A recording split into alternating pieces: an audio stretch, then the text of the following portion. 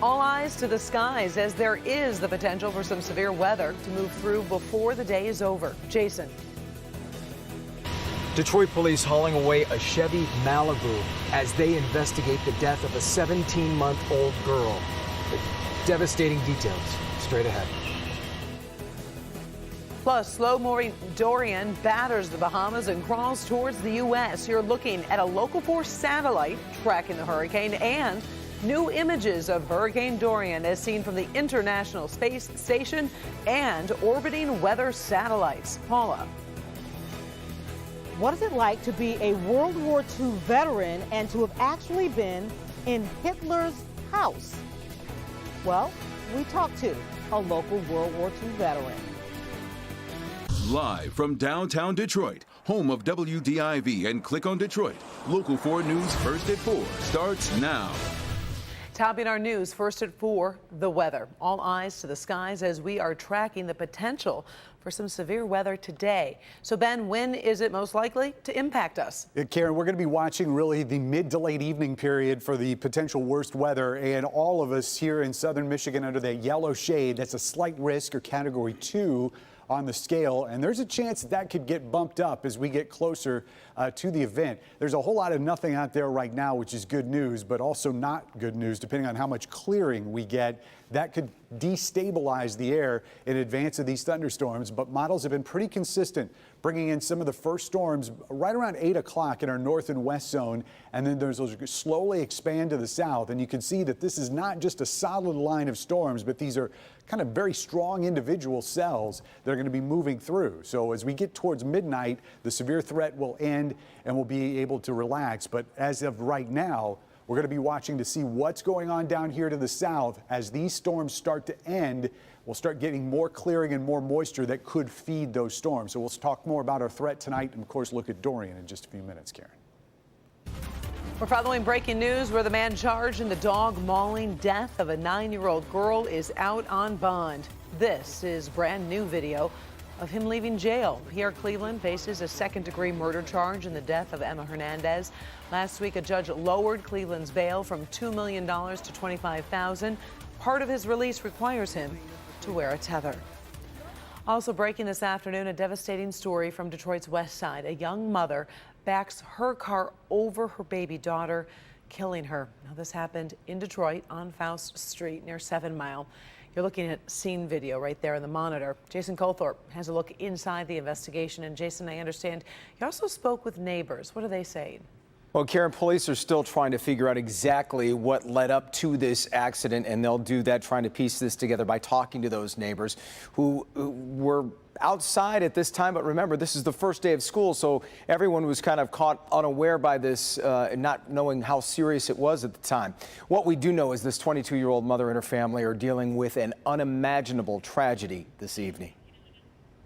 The tragic call went out around 10:40 a.m. The advice have 17-month-old child at the location injured in this accident. Police say a 22-year-old woman was backing her Chevy Malibu out of the driveway and hit her 17-month-old girl.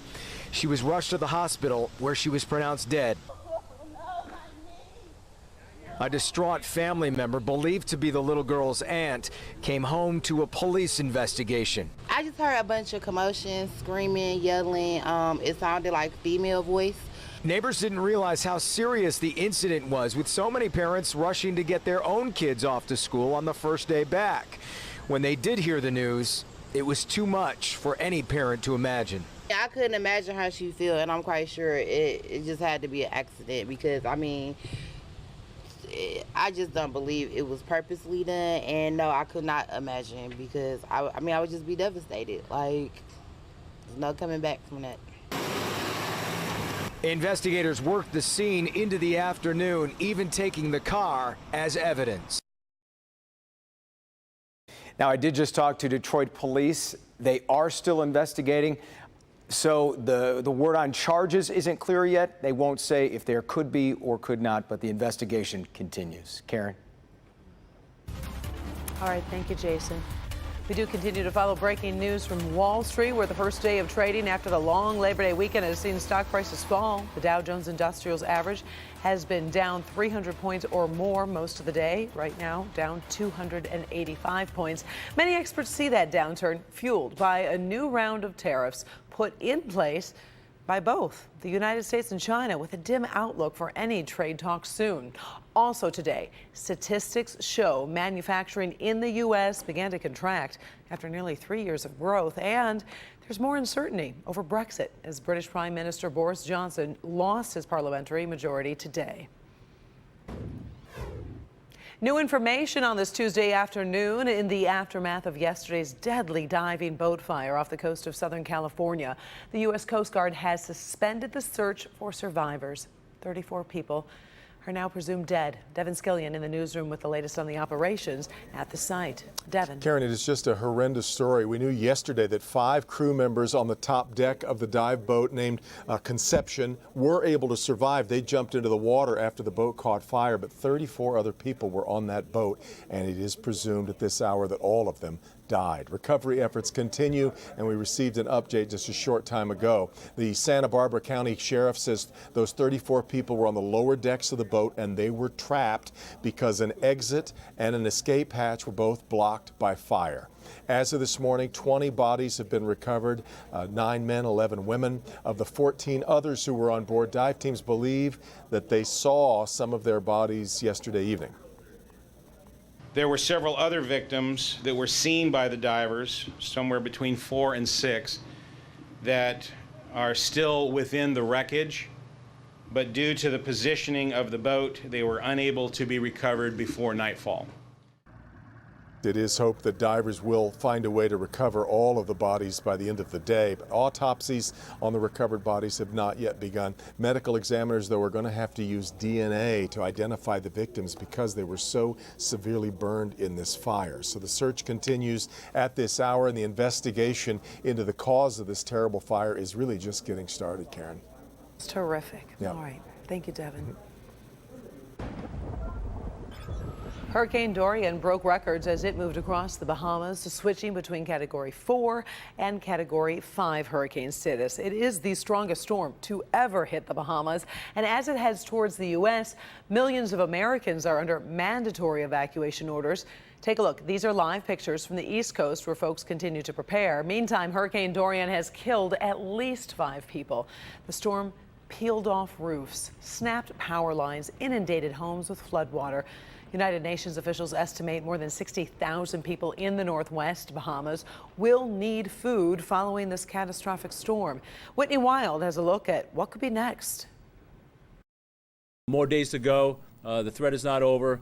Hurricane Dorian is beginning to move northwest away from the Bahamas after several days of fluctuating forecasts, new projections, and dire warnings from officials. It will approach Florida Tuesday night, but has already begun hammering parts of the coast, delivering challenges on several fronts. We're going to get rain, we're going to get storm surge, and people don't realize the storm surge is deadly. Dorian has shown its potential for massive destruction, pounding the Bahamas for more than 24 hours, leaving buildings in ruin and residents without homes. Persons are still trapped in the homes. The water levels are rising in their areas. Up to almost 15 and 20 feet in some areas in some homes. The concern now for Florida's East Coast: heavy rain, gusty winds, and major storm surge. Power outages are likely, along with the threat of floods. So we have to prepare from North Carolina to Florida, and we're prepared to support our state partners up and down the coast. Dorian will then set its sights on Georgia and the Carolinas over the next several days. For now, those in the storm's path will just watch, wait, and hope for the best. And Ben joins us with the latest. This storm is so slow moving. I know you were reporting over the weekend. I mean, at one time only going 1 mile an hour. Yeah, crawling and so powerful, right, but yet so close to the coast. That's what had everybody so nervous. Here's some good news. We thought this would almost never happen, but that storm has weakened. In fact, earlier today, you couldn't even see the eye of Dorian. Those colors are getting lighter, which means the cloud tops are getting warmer and the storm is weakening. It's only a Category 2 storm. That's a significant improvement from just a day ago. And as this storm continues continues to move along the coast. The only place that we're really worried about making a landfall is going to be up here into the Outer Banks, and that's going to be on Friday morning at 8 a.m. But the areas in between still could be seeing storm surge, especially north of Charleston. That red area, that's over 9 feet of water that could be coming onshore. So even though Dorian not expected to make a direct hit, still could have some pretty devastating effects to parts of the Carolinas. Karen?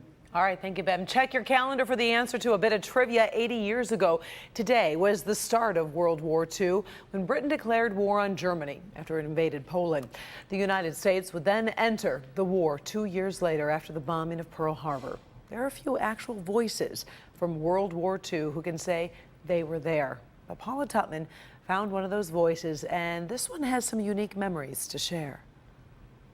You know, when we talk about the World War II veteran, we are literally talking about a dying breed, right? Very few, relatively speaking, very few of these veterans are left.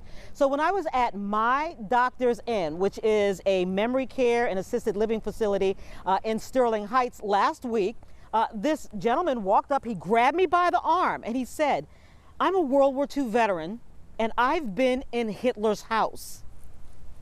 So of course we had to come back and find out more. When you look into the face of this dapper young teenager, it's not so hard to believe that handsome serviceman is Ed Malik, who will tell you the biggest lie he says he's ever told in his entire 91 years was the one he told to get into the service during World War II, when he lied about his age. Hey, when you're 16, you do a lot of things. He was working in the steel mills near Pittsburgh, cleaning furnaces, a job that wasn't glamorous in the least. It was a hot job. Believe me, we had to go underneath the steel and clean it out. He fibbed his way into service and got a front row seat to history. When he got to Austria, the war was nearly over. He was a supplies sergeant. You handle clothes and you handle all kinds of stuff. Itching for adventure. You know, when you're in the service, Lord knows where you go and what you do. I just remember being in Salzburg, Austria. The Berghof, Hitler's main residence. 1945, the Allies were closing in. Several assassination attempts failed at the steps of the so-called the Berg. And Ed Malik is one of the few surviving American service members who can say he was in that space. I remember going up the mountain. Though Ed will be the first to tell you, I don't remember. He doesn't remember everything. That's a long time ago. He's the voice of a man who has touched history.